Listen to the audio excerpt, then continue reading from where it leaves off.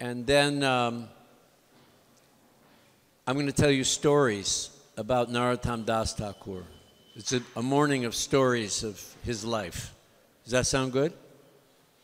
Storytelling should keep everybody awake. The idea is we're going to keep you awake this morning. Who got enough sleep last night? That's right, nobody. Nobody got enough sleep. Nobody raised their hand.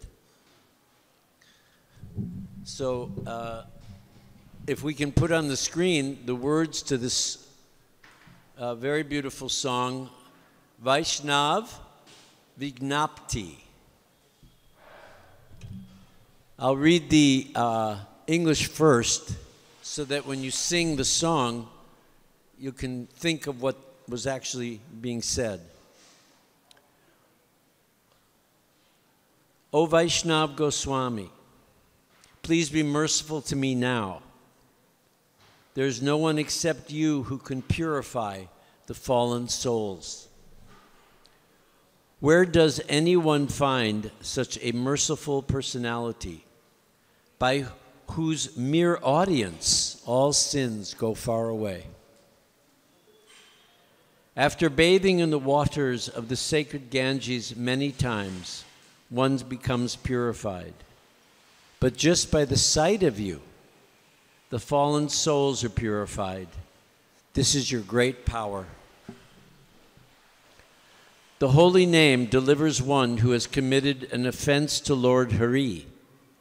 But if one commits an offense to you, there's no means of deliverance. Your heart is always the resting place of Lord Govinda. And Lord Govinda says, the Vaishnavas are in my heart. I desire the dust of your holy feet in every birth I may take. Please consider Narotam yours and be kind upon him.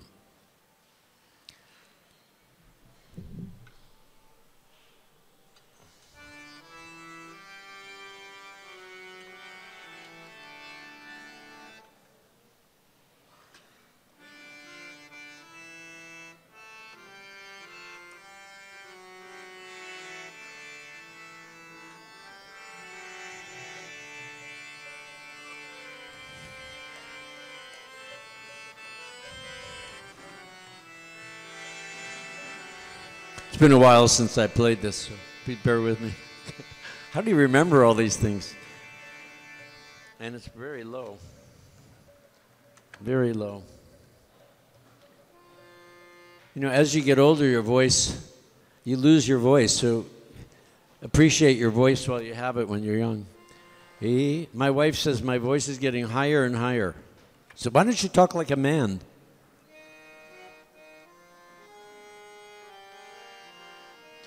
He baro karuna koro Vaishnava Gosai. You're going to have to kind of bear with me.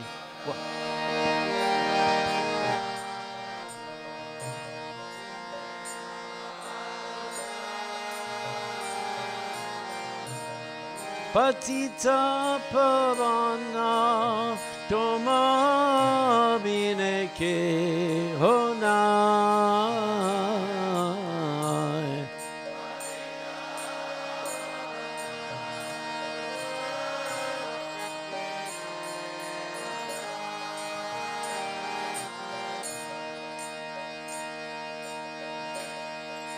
Jaharani kata gile Papa Duredai.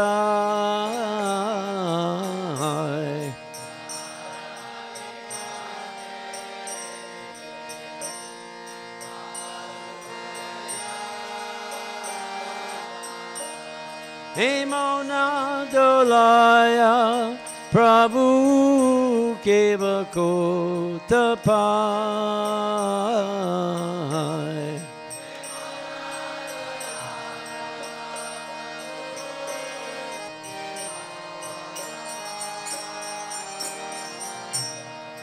Gangara Prasha Hole Pashate Pavan.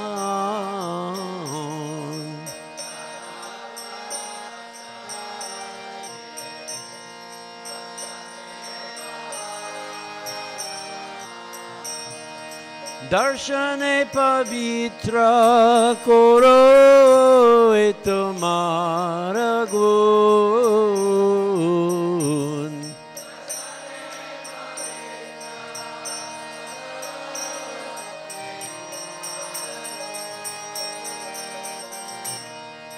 Haristani aparade tare harinam.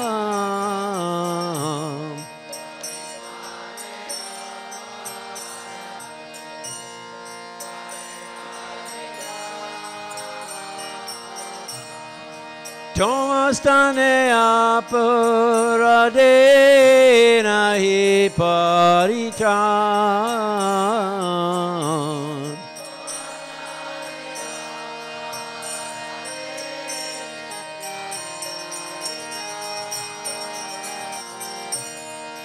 Tomara hirdoye sadar Govinda Vishram.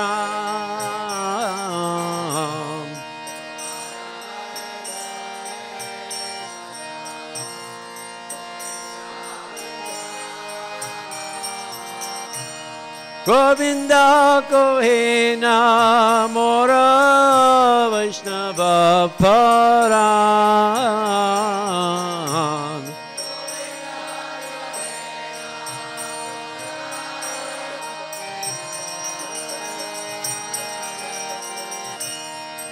Prati janme kore asha chanararaduli.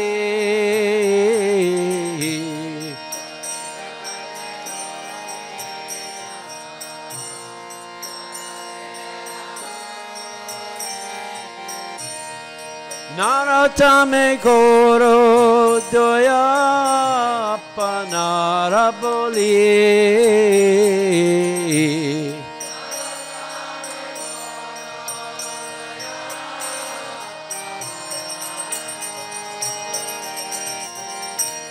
Narotam koro doya panaraboli.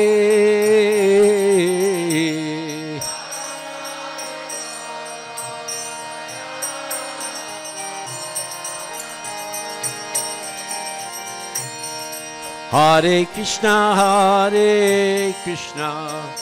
Krishna Krishna, Hare Hare. Hare Krishna,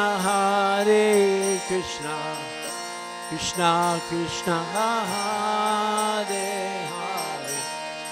Hare Rama, Rama Rama, Hare Hare.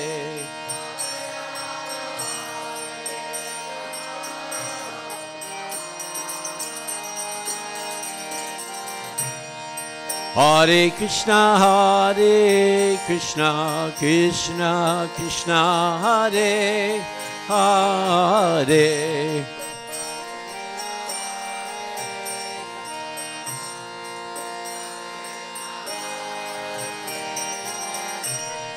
Hare Rama, Rama Rama, Hare Hare.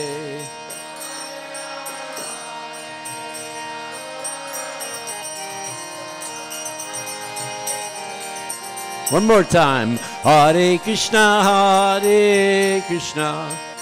Krishna Krishna, Hare Hare.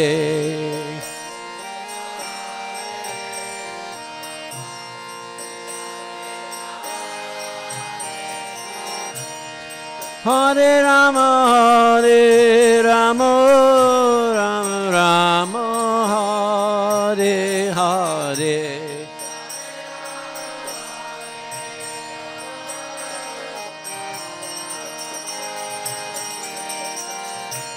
Jaya Narotam thakur, Narotam thakur, Narotam thakur, Jaya Narotam thakur.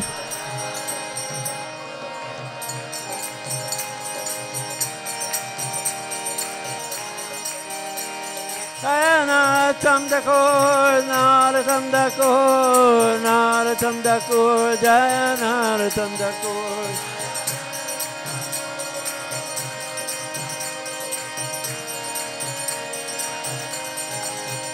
Jai Narotam thakur, Shila Narotam thakur, Shila Narotam thakur, Shila Narotam thakur.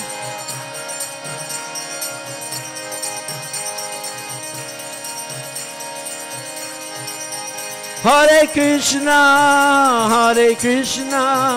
Krishna Krishna, Hare Hare, Hare Rama, Rama Rama, Hare Hare.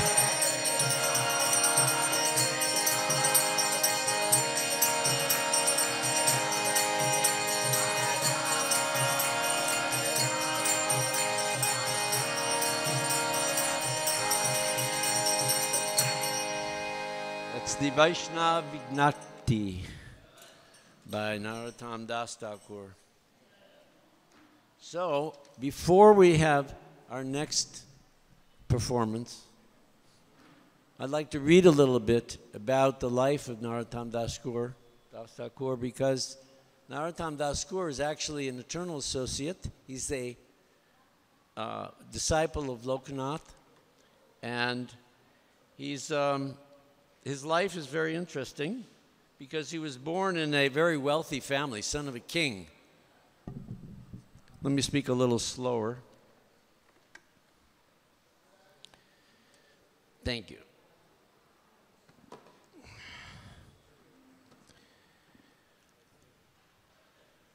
He was actually Champaka, Manjari, in Eternal's. He is Champaka, Manjari, in Krishna Lila, and he's eternally assisting Rupa Manjari in her service to Radha and Krishna. So he is in the most elevated platform.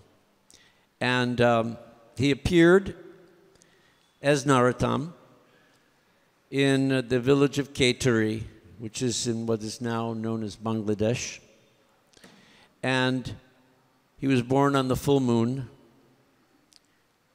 And his father was the Zamandir of the Gopalpur area. So they were very, very wealthy. Zamandir means, you know, you have your landlord. And from his early childhood, he began to display these symptoms of great intelligence and a very devotional demeanor. Sometimes, even in ISKCON, we hear of children at the very early ages, and they experience attraction for the deity, for the holy name, like this. So we can see by these symptoms that these are very advanced souls that have come. So he was very absorbed in meditations on the pastimes of Sri Chaitanya Mahaprabhu and Lord Nityananda Prabhu. And often in our devotional life, we might dismiss the idea that Krishna appeared in some devotees' dreams, but actually Krishna appears everywhere. So particularly in the life of Narotam Das Thakur, dreams played a very important role. And the Lord and his associates appeared quite often in the dreams of Narotam. And sometimes to the degree where he would wake up with tears falling out of his eyes. So when Mahaprabhu passed through this area and dancing very ecstatically in kirtan, he began to call out the name of Narotam. And when Nityananda asked him why he was calling out that name, which was unknown to anyone, Mahaprabhu answered, "My Lord, you do not know your own glories. When we went to Jagannath Puri, you shed tears out of divine love day after day. I managed to capture your divine love and save it. Now I wish to keep it here by the Padmavati River for Narotam Das." So then Mahaprabhu went to the river in a place known as Kudupur. And he bathed and he sang in ecstasy, and then he called out to that river, "O Padmavati, take my love keep it here. And when Narotam comes and bathes, give it to him. So Padmavati, she inquired, she said, how will I recognize him? And Mahaprabhu answered, well, you'll know it's Narotam, for when he enters your water, they will overflow. So that place was later given the name Prematali, the place of Prem. And when Narotam was 12 years old, he had a dream in which Nityananda Prabhu told him to bathe in that Padmavati river and to take the prem which had been saved for him. So he went that very next day to the river. And as soon as he put his foot in that river, the river started to overflow, of course. And then Padmavati remembered Mahaprabhu's words, and she gave the prem that she'd been saving to Narotam.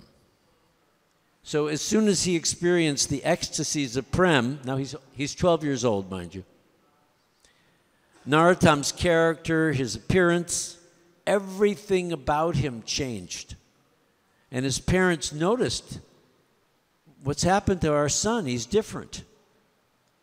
And they did everything they could to try him, bring him back to a normal state. You can imagine they were very worried. Just like sometimes when you become a devotee, your parents don't recognize you. What happened to our son, our daughters? They're not the same anymore. They don't have the same goals anymore. They don't even look the same anymore. So in a minor way, it's reflecting what happened with Narotam and his parents. But his intoxication with this prem broke the bonds of his family addiction. Well, this is an experience that so many devotees have had, that if you look at the life of Srila Prabhupada, he stuck with his family life as long as he could. He carried on, and he wanted to preach, but he couldn't, and he had this instruction kind of hanging over his head, go to the West and preach the glories of Chaitanya Mahaprabhu to those malechas in America. But he couldn't do it. But it was building and building this intolerance to the bonds of family life. Some people wonder, I wondered, how could Prabhupada leave a family with a 13-year-old son still having to be raised, a wife still having to be supported? It's almost inconceivable. In ISKCON, you can't do it. They got rules. GBC has rules. If you want to take sannyas, you got to make sure your wife is handled, your kids are grown up, this, that, and the other. So many requirements. But Prabhupada had this. He went to his godbrother. He said, I want to leave. He said, no, I'm friends with your whole family. It would be a very bad thing, don't just stay there. So the next time Prabhupada, he didn't go to his godbrother for advice. He just had to go. So similarly, Narotam, at 12 years old, he began to think, how can I escape from my material attachments? And finally, one day, his father and uncle were away on official business. And the bodyguards that had been assigned to him, he tricked them. And on the full moon day of Kartik, he set out for Vrindavan. And until, according to others, he wanted to go to Vrindavan, and he was talking about it, but he never had the urge to do it. But by this fulfillment of prema, he was forced to leave. Now, I'm not saying that's a good idea for us, but, who of us is a servant to the manjaris of Krishna, of Radha. I mean, we just can't be on that same level. Anyway, when he got to Vrindavan, Narotam met Lokanath Goswami, and Lokanath, of course, is also considered to be a personal associate of Chaitanya Mahaprabhu. And he was actually the first Vaishnava who was instructed to go to Vrindavan by Chaitanya Mahaprabhu. So he kind of set a standard for worship.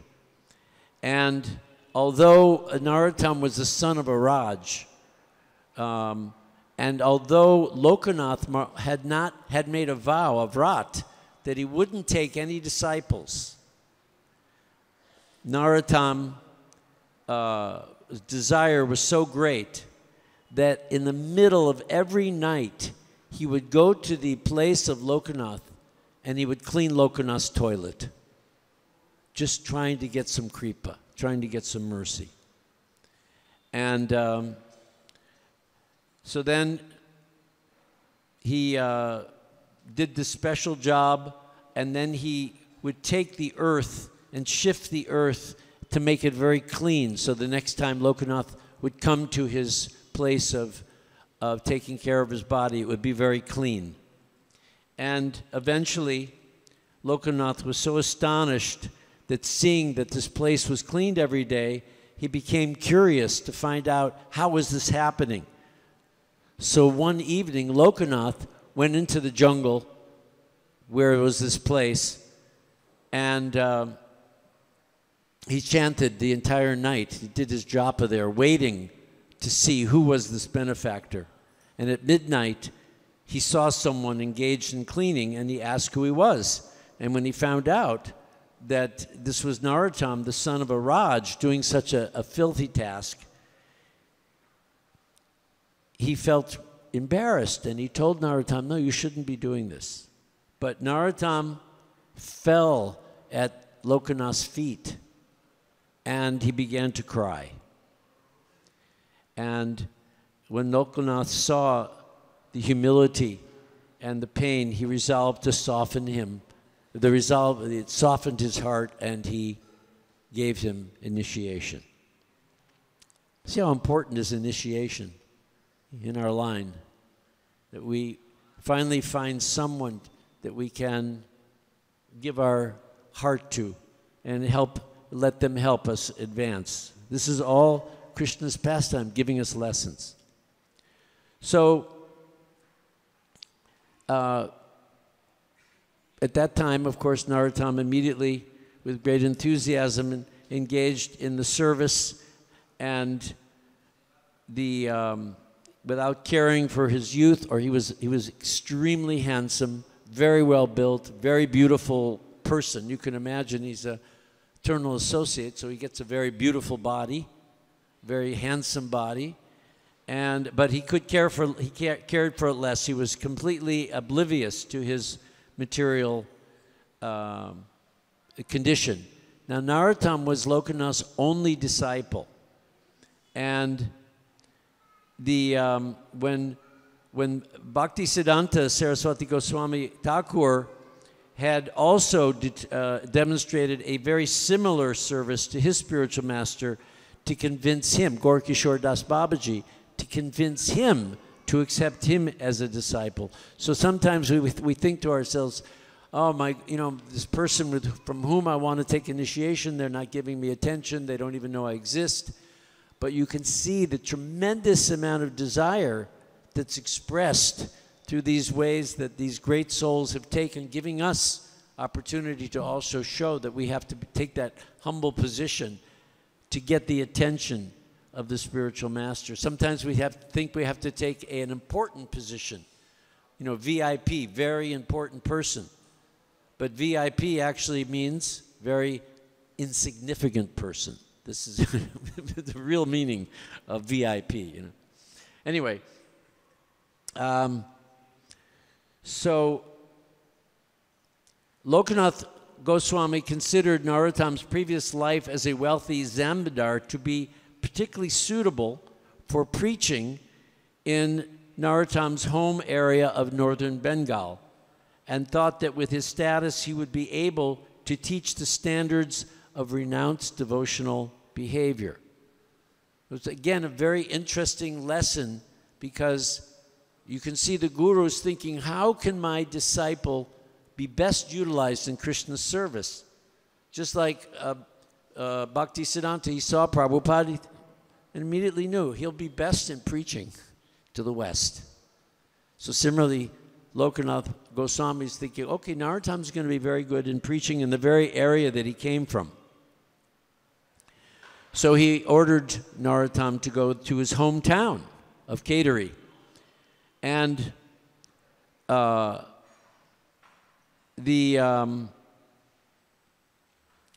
interesting thing is that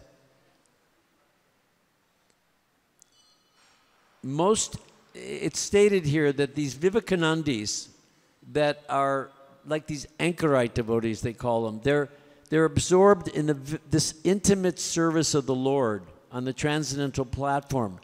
And normally, they have no taste for engaging in any welfare activity which brings only temporary satisfaction to materialistic persons bound by Maya and absorbed in bodily connection. Prabhupada makes this point many times, that we are not interested in philanthropic activities. They are only meant to satisfy the mind of the person who's giving in a materialistic way, for pratishta, for some distinction, some adoration, some sense of I'm gaining punya. But this is completely absent from the transcendental platform. And this is a unique feature of Krishna consciousness, that devotees are not, they're only interested in doing these kinds of things for the purpose of engaging people in the service to Krishna, not for the actual issue of making people materially better. So at Bhaktivedanta Hospital, all the rooms are hearing Prabhupada chanting. There's morning program.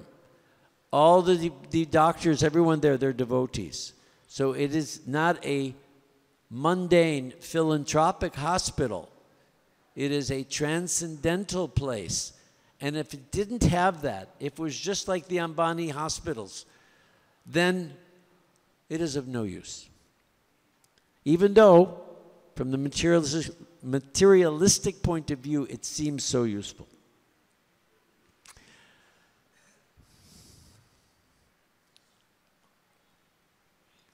So, on Lokanath Goswami's orders, Narotam installed 6 sets of deities in a temple that he made in Kedari. He arrived in Gaudadesh. He'd been ordered by Lokanath to establish the deity service of both Gauranga and Krishna, to serve the Vaishnavas and to preach the congregational chanting of the holy names. And he immediately dedicated himself to carrying out these orders. And first, he set about establishing those 6 sets of beautiful deities. And then he had, before that, traveled throughout Bengal and Orissa, visiting various places of pilgrimage where Lord Chaitanya had performed his pastimes. He met with the Lord's associates, and he received their blessings. So you'll notice that on his way to do his service, he knew enough to take the blessings of the Vaishnavas. Without the blessings of the Vaishnavas, we can't really become successful. So this is a very important lesson. Most of the living associates of Mahaprabhu at the time came to Kedari on the occasion of a festival organized by Narotam. And there's a long list of various notables that had arrived there. So you see, even when he was there, what was he doing? Organizing festivals. What was Prabhupada doing? Organizing festivals. What was Narotam doing? Promoting the congregational chanting of the holy names. What was Prabhupada teaching? Promoting the congregational chanting of the holy names. What did Narotam establish? in Catering, first thing, deities, deity worship. What did Prabhupada do? Set up 108 temples with deity worship all over the world. Same. It doesn't change. The principles don't change. That's why to have an acharya like Srila Prabhupada, we are the most fortunate. We're so not just lucky, but we're so close to his having been on the planet. Remember, he was only preaching from 1965 to 1977, and so many decades have passed since that time. So we're carrying on in that first generation, second generation, third generation. There's going to be, thousands generation at some time. But this is the time that we're so close to the pastimes of the founder Acharya. So it's very important we stay very fixed with his instructions that are the same instructions that Lokanath Goswami gave to Narotam Das. And Narotam Das, which I'll explain a little bit later, he also was able to demonstrate the symptoms of a person who's advanced in Krishna consciousness and on the level of prema. And when Srinivas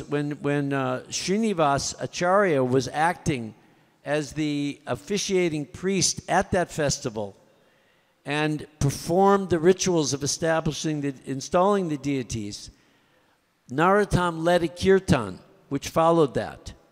And in that kirtan, Mahaprabhu and all his associates appeared.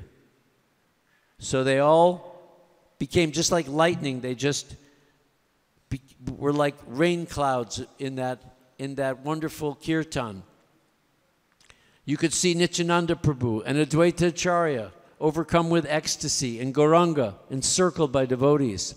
What wonderful compassion the Lord displayed on that day. Who can understand these wonderful pastimes? So who can understand? The question is there. Who can understand those pastimes? You can understand those pastimes. We can understand those pastimes. How is it that we can understand the pastimes? Because we feel it in kirtan. Ultimately, all of the differences amongst devotees, all of the various interpretations of the Gaudiya philosophy, we all have different opinions about so many things, right? And we're arguing about them sometimes. Often we argue. Gaudiyas, they argue more than any other group. It's like their pastime of arguing about, speaking about topics about Krishna, arguing about this, no, this is right, no, Chaitanya Mahaprabhu did, no, the philosophy's like this. But where does all of that disappear? It disappears in kirtan and bhajan. You're sitting around the holy name, you start chanting, the ecstasy starts to flow. Isn't it? And all those differences, you can dance with your enemy. I have personal experience. I was just at a GBC meeting. And, I look around the table, I have so many differences with many of my godbrothers. As I said to them when I was sitting there, I said, because now I have this position as the chairman of the Sabha. It's a new, like the temple presidents used to be. The GBC formed a new group. And that group is a kind of a diverse group, and it's called the Sabha. And it's meant to be a check and balance on the GBC, a help to them, a mirror for them. They look at the resolutions and then say, well, maybe you might want to revisit this or that. Like it's a body that's not a legislative body, but it's a body that gives the GBC a chance to see how things are falling out in the field, on the ground. So I'm there. I have to be at the meeting. So I'm there at the GBC meeting. And I said, well, certainly I'm very surprised to be here at this table. But I'm sure I'm not as surprised as you are to see me at this table. So, because many of them I've expressed differences with. But when we have kirtan, when we're doing Guru Puja, all those things melt away, and all you see is devotee. All you feel is devotion. So this is the beauty of that moment when Chaitanya Mahaprabhu appeared in this kirtan of Narotam Das Thakur. All they could feel was the ecstasy, the bhav. So in that moment, that activity has been described, and Narahari Chakravarti has also described Narotam's activities very much in his book, the Narotam Vilas. Now, in Gopalpura village nearby, there was a Brahmin named Vipra Das. And why was he Vipra Das? Because he kept snakes in his wicker. And when Narotam visited Vipra Das's house, the snake vanished. And in its place appeared deities of Gora and Vishnupriya. So everyone was very amazed. And those deities today, you can go to Gambila, it's a small town, you can go there and you can see those deities, that they're there. Then there was a certain Smarta Brahmin scholar who blasphemed Narotam, calling him a Shudra.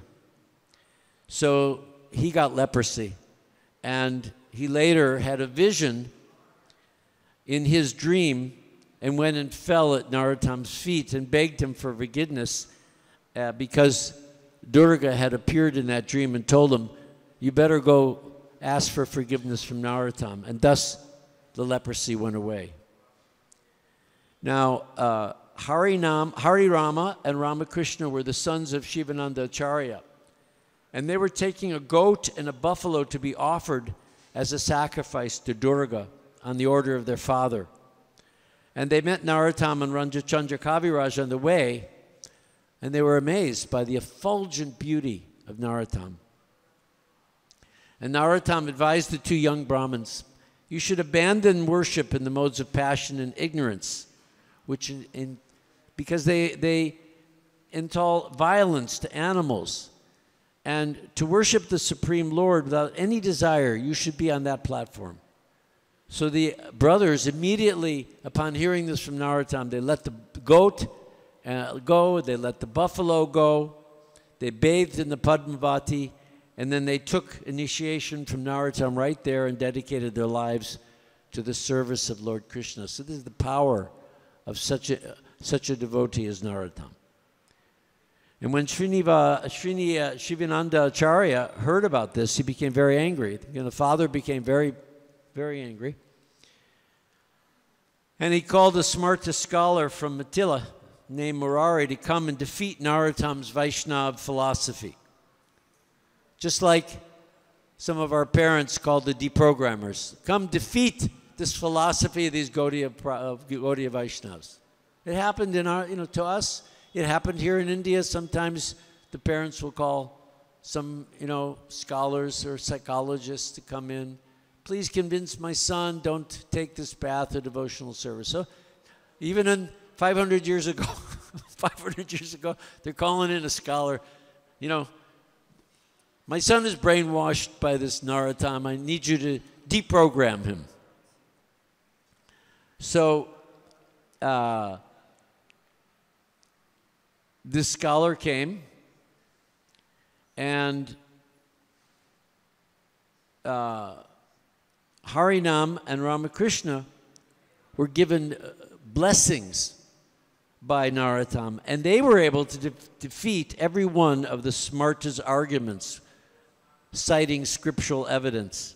So defeated, Shivananda Acharya went to pray to Durga, and she appeared to him that night in a dream. Remember I told you there's lots of dreams happen in Gaudiya Vaishnavism, so sometimes we have to pay attention to our dreams. And she appeared to him and she rebuked him. She scolded him and told him to cease all such behavior.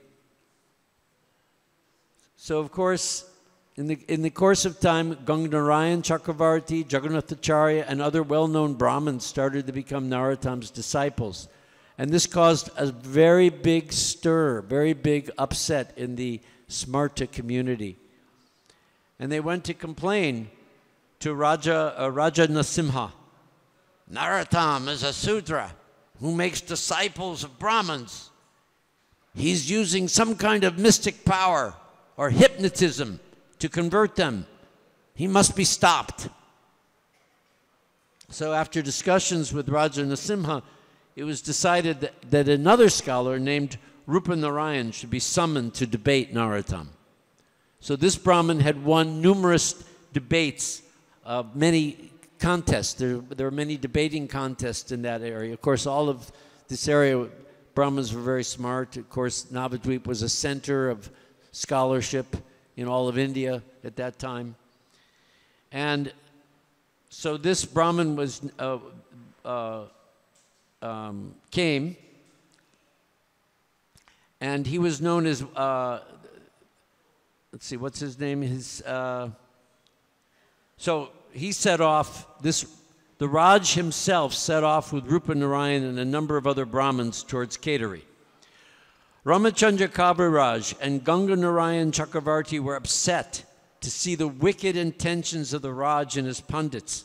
And when they heard that the Raj and his entourage were resting overnight in Kumarpura village, they went in disguise as a potter and a pond seller, and they set up stalls in the village market.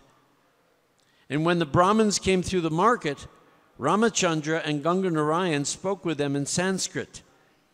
And the Brahmins were astounded that even ordinary stall keepers in the village were able to speak in Sanskrit. Reminds me when Bashu Ghosh comes and he speaks, starts speaking in Sanskrit to everybody. Everyone's like, oh my God, this American-born personality is speaking Sanskrit. It's amazing. Fluently. So these stall keepers, they're speaking to these Brahmins in Sanskrit, which was reserved only for the smartas at that time.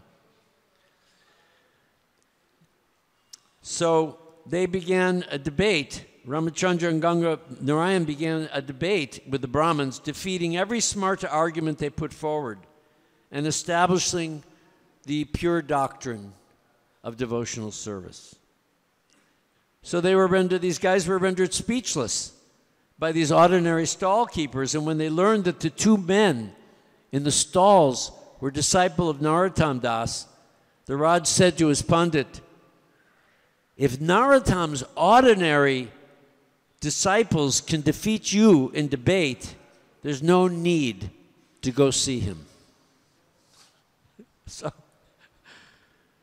But once again, Durga appeared to Narasimha and Rupa Narayan and ordered them, you go to Narotam and you pray for forgiveness from your offenses. So the two of them did so, and guess what? They also became devotees of Radha and Krishna. This is the power of Narotam Das Thakur. In the Gaudiya Vaishnav Abhidhana, the following comments are found. Narotam's ashram was in a place called Bhajantuli, about 2 miles from Kedari. And Narotam did his preaching through, he did his preaching through kirtan. This was Narotam's emphasis, was always kirtan. Reminds me of how Vyasaki and his wife Kishori, they go from 8 months out of the year, they go from place to place just doing kirtan. Kirtan, little pravachan, mainly kirtan. All these yoga groups, different countries, all over the world. You imagine, the world is of Vaishnavism. It's populated by some very special personalities. And they're going all over the world even today, just in this mood of Narotam Das Thakur, of kirtan. So he created the style of kirtan known as Garanati, and he wrote 2 books, Pratana and Prema Bhakti Chandrika, which are the very life of the devotees. He's written songs which are appropriate for every devotional mood. And this is what touches the devotees' hearts. These two books are very popular. They've been published countless times. Narotam's influence can also be felt in very distant Manipur. I've been to Manipur. Manipur was at one time completely a Gaudiya Vaishnava country. Now it's a little changed, but everyone agrees that the Vaishnava religion, so-called religion, spiritual science, has been spread through Manipur by Narotam's potency. And his devotional songs are sung in every home throughout the Manipuri state.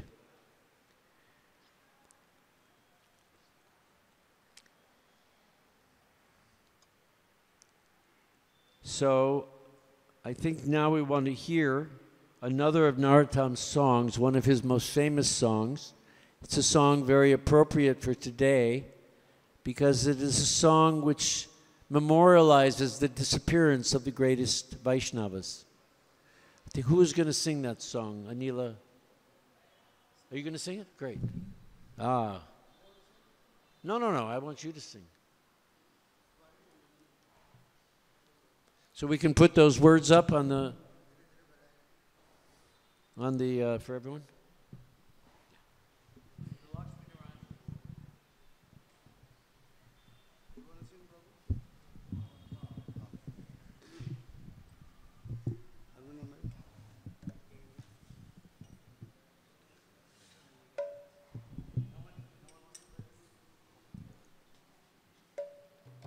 He'll play. Hare Krishna. He anila premadhana karuna prachur je anila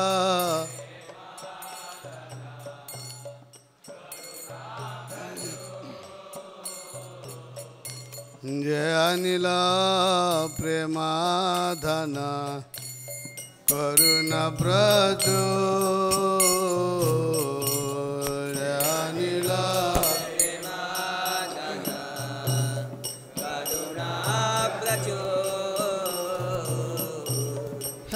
Prabhu katha gela acharya thakur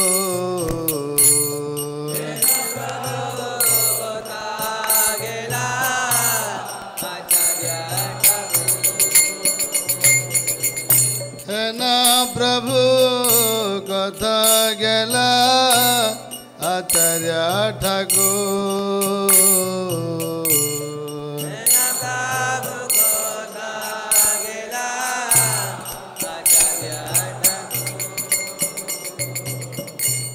Kamara Saruprupa Kahasanatan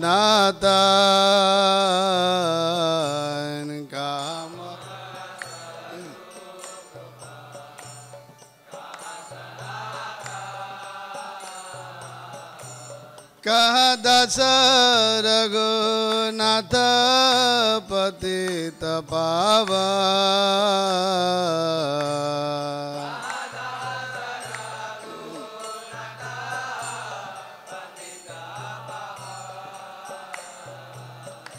Kamara Bhatta Juga Kaha Kabira Kamara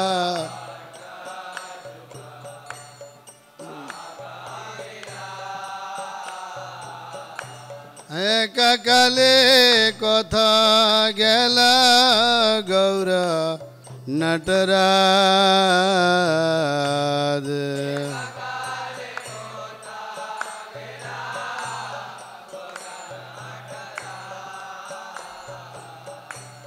Pasane gutibo matha anale pasibo pasane gut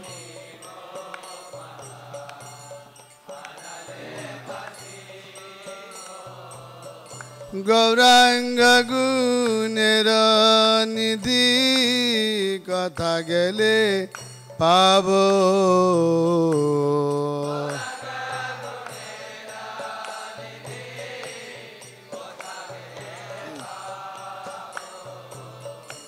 Sesava Sangira Sange Je Kaila Bila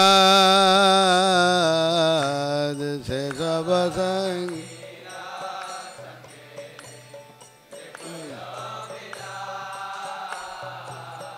Sesava Sangira Sange Jai Kaila Bila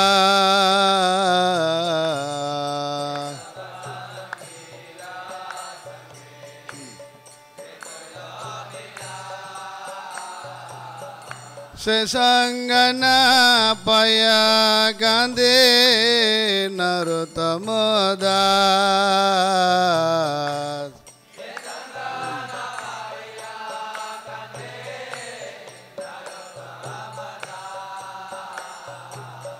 Sesangana Paya Gandhe Narotam Das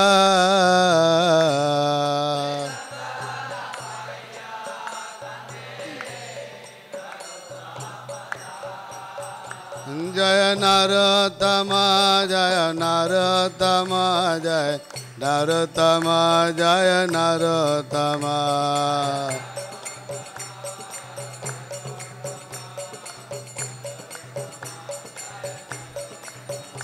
Jaya Vaishnava Thakur Jaya Vaishnava Thakur Vaishnava Thakur Jaya Vaishnava Thakur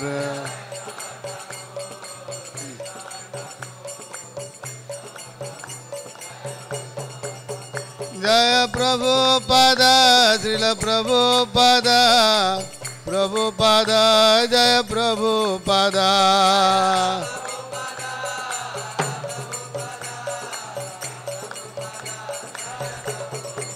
Jaya Prabhupada, Jaya Prabhupada, Prabhupada, Srila Prabhupada.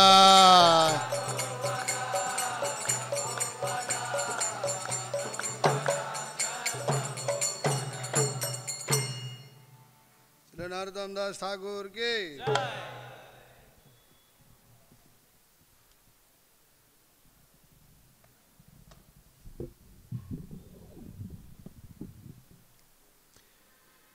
He who has brought the treasure of divine love and who was filled with compassion and mercy, where has such a personality as Srinivasacharya gone? Where are my Sarup Damodar and Rupa Goswami? Where is Sanatan? Where is Raghunath Das, the savior of the fallen? Where are my Raghunath Bhatt and Gopal Bhatt? And where is Krishnadas Kaviraj? Where did Lord Gauranga, the great dancer, suddenly go? I will smash my head against the rock and enter into the fire. Where will I find Gauranga, the reservoir of all wonderful qualities? Being unable to obtain the association of Lord Gauranga, accompanied by all of these devotees, in whose association he performed his pastimes, Narotam Das simply weeps. That's what you just sang.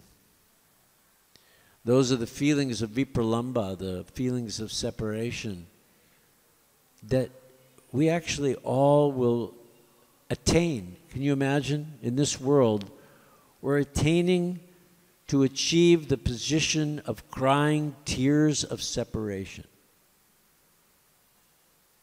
How can a materialist understand these things? It's impossible. How do we understand it? It's only possible by the mercy of the Vaishnava, Thakur. That's how it's possible. Sometimes devotees have told me, when I first saw Prabhupada, tears flowed from my eyes. I felt such relief. Finally, he'd come for me. Those tears hold the same salt composition as those tears of separation for which we are anxious. Those tears of coming together of joy, of the same composition of the tears that we will feel someday deeply in our heart, longing for Krishna's association. Not just his association. Actually, that's a mistake. Just for Krishna's service. Just to be in service, not even of Krishna. Not even of Radha and Krishna. Not even in service of the relationship between Radha and Krishna, which is different from Radha and different from Krishna, their relationship, of which we are also indirectly in service. But to be of service to those who are of service, to those who are of service, to those who are of service, that's where we are headed in this Bhakti Marg. That's the destination. And we can find it when we're serving each other, when we're serving the deities, when we're serving the mission, when we're of service in the most humble state of mind, ready to offer all respects to others. In that state of mind only, one can chant the holy name of the Lord completely and utterly without any motivation whatsoever. That's our goal. It's so much not wanting to be in position, not wanting to have any kind of pratishta, distinction. People do what I say, listen to me, I know more. It's just the opposite of all that. I was sitting in very comfortably this springtime thinking, I don't have any responsibility. I can just work on my movies. It's all I want to do is I just want to work on my films, make my films. I wanted to be doing this too long. It's got to come. It's going to happen. I know it's going to happen. And I got an email. You've been nominated for the to be on the Sabha. What's the Sabha? I didn't know what the Sabha was. What is it? You have to find out what. Okay, whatever. Then I got another email. Okay, you've been elected to be a member of the Sabha. Okay, what does that mean? Some position in ISKCON, Then I got another email. You've been nominated to be chairman of the Sabha. Okay, me chairman? How can I be chairman? There are other people much more qualified than I. Then I got another email. You're the chairman of the Sabha. What does it mean to be chairman? Actually, it means you do the most work. You serve the most people. That's what it means. You have to make sure things are happening. You're responsible. It's actually the servant. The position is service. Chairman's just a name, but the actual job description is you got to be of service to everybody all the time. I began to realize Krishna's so kind. He gave me more service. He plucked me out of not having service to the Vaishnavas, gave me service to the Vaishnavas. So this is our meditation. This is our Narotam Das Thakur in his songs. He's thinking, how can I experience that prema? And I can only do service to get that prema. So he followed everything Lokanath Goswami told him to do.